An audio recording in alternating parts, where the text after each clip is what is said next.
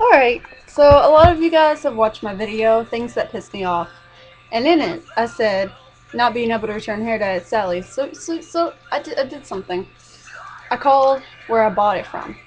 And they said, you can return hair thing. And I went to the store and I was like, I want to return this hair dye. And they said, you can't return it. So, because you can't return hair dye or something. I bought two of these, look. Okay, two of these, temporary ruby red, didn't work. I only used one. This one I did not use. Technically, it was unused, unopened, bullshit like that, whatever. So, they still wouldn't let me return it. Let me just quickly read the return product policy here. And as you can see, it says hair blades, body jewelry, ear piercings, implements, fashion, earrings, all sales final. No restrictions, in-store credit without the receipt dated on the 60 days of purchase. For all other items and you do not have a receipt, or if your receipt is older than 60 days, you get an in-store credit for the lowest selling price within 60 days before the return. Okay. See all that? Yes, I'm dyslexic, but when I'm pissed off, I can read very well. I don't know why. Anyways, so I called this number, which is the SALLYS thingy. It's like the customer complaint thing. 1-866-234-9442. Okay. I called them and I said that I was not allowed to return hair dye. And then I said, if they're going to do that, they could at least put it on the back of the receipt. Because I'm sure pretty much half the people that go in there are the ones that buy hair dye from Sally's. And I'm sure that 30% of that comes out to where they want to return it because they didn't get the final thing that they wanted. So I called her and I said that. And I said, I don't want my money back. I don't care about like $10. That's nothing to me. I just want that if you can't return hair dye, for it to be on the back of the damn receipt. She said to me that you can return hair dye. That it is not a restriction. If you didn't get what you wanted, that you could turn it back. Now, she asked me, what exactly did the store clerk say to you? And I said that she said to me that she didn't know if I used the product correctly. That because I couldn't return it is because she didn't know if I used the product correctly or not. Right. That's cool. It's cool. No. No. And the lady, she told me, yeah, well, that's not correct. She can't not return your product because of that. I was like, well, seriously, I don't care about my money anymore. I just want you guys to have them to where they'll say shit better. Like, they'll make a new return policy or something, or tell the store clerk, tell the people what they can and cannot do, and make sure that they understand the return policy before that happens. So, they're gonna do that. And I'm happy. But at the same time, I'm still pissed. And I just got 2 text messages. Who is this from?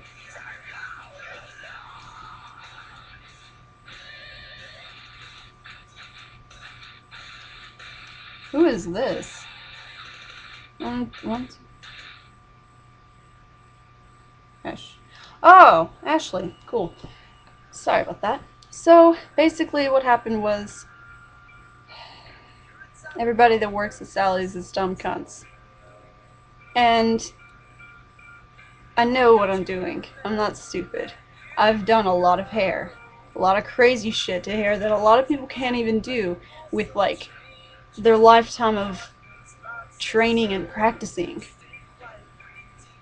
I never practiced. I never needed to. I could just do shit. Do it right. Do it badass. A lot of people can't even do that. So, you know what? I understand that the store clerk did not know that I could do that, okay? I understand that she doesn't know my personal background. She hasn't known me my whole life. But she can't just say, because I don't know that you did it right, I can't return your product. She also said if it's an opened hair dye, we can't do it. First of all, this thing never came in a box. And I bought 2 of them. This one, well, I think it dried out or something. Some shit happened. Never used this shit. Never used it. It is still in there. Hang on. I'm not really wanting to get this all over myself. Okay. Oh, yep, see? Still in there. Still there. Didn't use any of it. Right, so I'm just glad that they're gonna start doing a better return policy. And I fixed that shit. I'm tired of dumb cunts.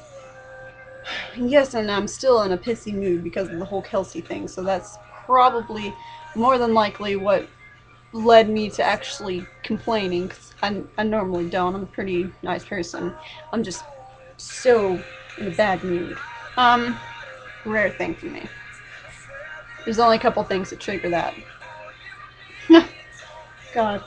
And I'm not sure if I said this in my last video, the one that's below this one, talking about what happened between me and Kelsey. But my mom said something hilarious, which at the same time, I still, like, I'm not mad at Kelsey, okay? This is what my mom thinks. Just because I've been with a couple girls, you know, like 7 in my lifetime so far, I always seem to get fucked over. And I will do all that I can do to make the relationship good, or perfect, or sweet, or cute, or nice, whatever. Sometimes I'll have a bad day, yeah, but I try not to take it out on them. So, years of me getting fucked over, I just become cold-hearted, and I really don't care about anyone anymore. Just don't. And, yeah. And also, like, the only people I will cry over would be friends and family. When I'm in a relationship and we break up, very rare that I ever cry. Only happened twice. This is the second time. And I really didn't cry over it. I just teared up because I was so pissed. Because I didn't do anything wrong. But she's got her own problems, so I understand that. Whatever, she can deal with it. But yeah. I seriously don't think I did anything wrong. Just wasn't meant to be. It's not a big deal. But my mom, again, her knowing me going through shit, she always wants to cheer me up, and she knows how to do it. She by being a bitch. That's how she cheers me up. I love bitches. Okay. Well, I hate bitches, but I love bitches at the same time because it's hilarious. Different types of bitches. You got my mom bitch and you got the cunts. Okay, so my mom said to tell Kelsey, which no, I'm not going to tell her this. My mom said, and I quote, "You tell Kelsey that your mama said, 'Fuck you, hoe, you don't deserve my daughter.'" Okay, Kelsey's not a hoe. And granted the fact that it was a stupid reason, I understand that she's got stuff in her life. So no, I'm not going to tell her that. But it did make me laugh. I'm not going to lie. I don't know. I just find this stupid. But on to the next.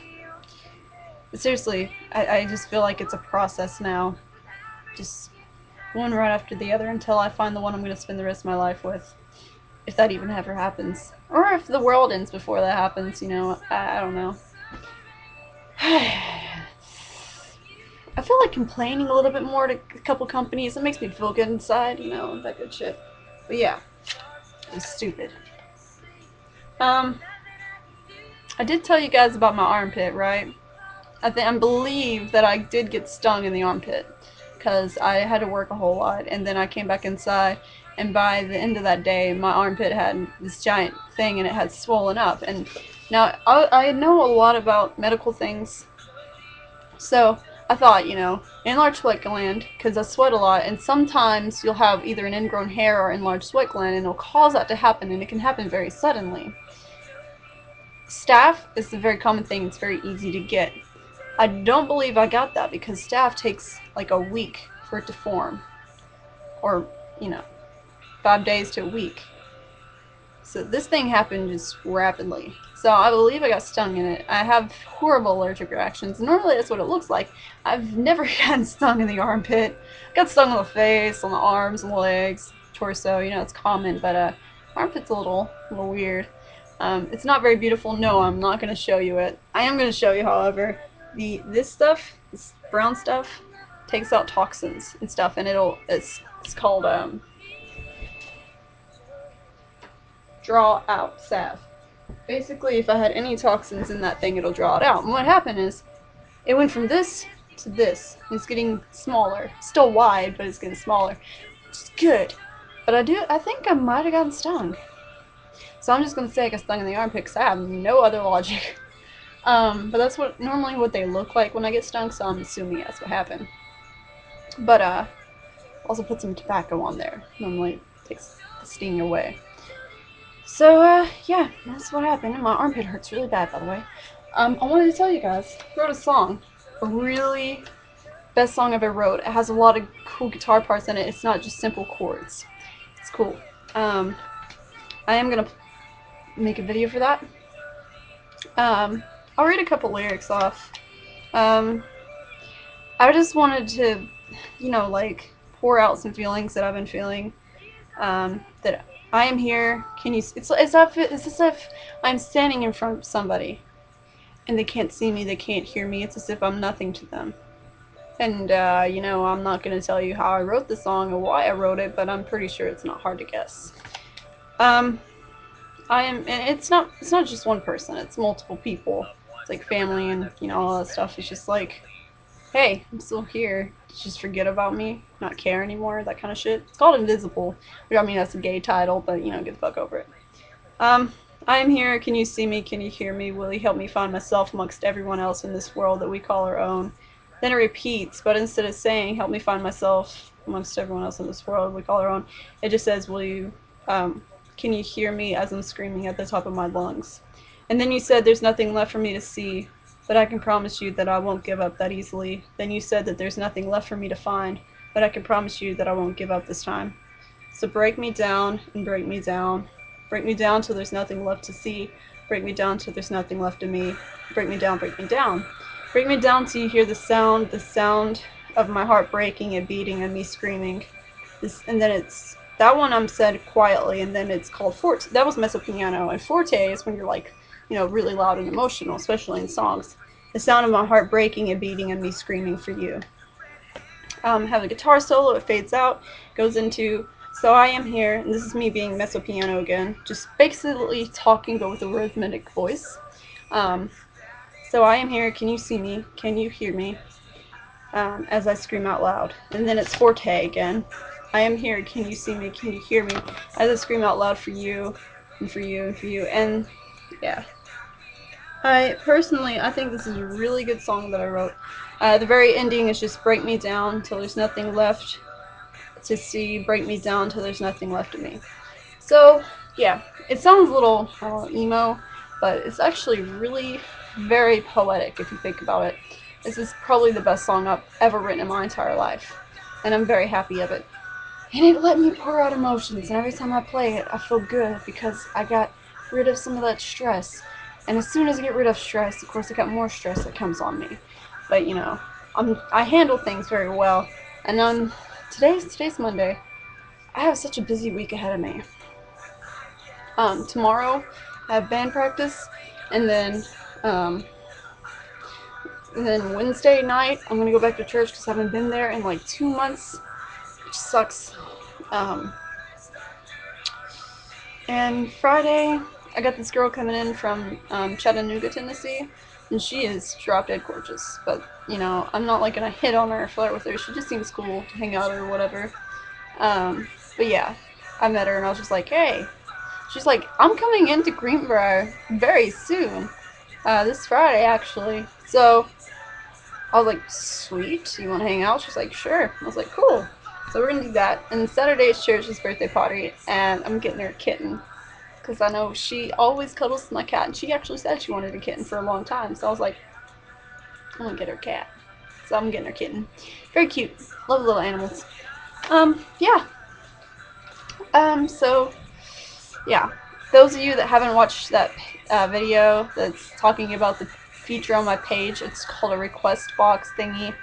As soon as you go on my page, it's a black box. Just put your suggestions in there. Please do not message me any more suggestions. I don't read them anymore. I get too many, and I feel bad because I can never get to them and I won't remember them. That suggestion box is a lifesaver. But yes, you'll be able to figure that out if you need help with that. I mean, it's just put your suggestion in the box. You don't need to know how it works. Let me worry about that. People vote on it. Vote on some of the requests you like, you know, that kind of thing. So yeah, love you guys. Thank you so much for watching this video.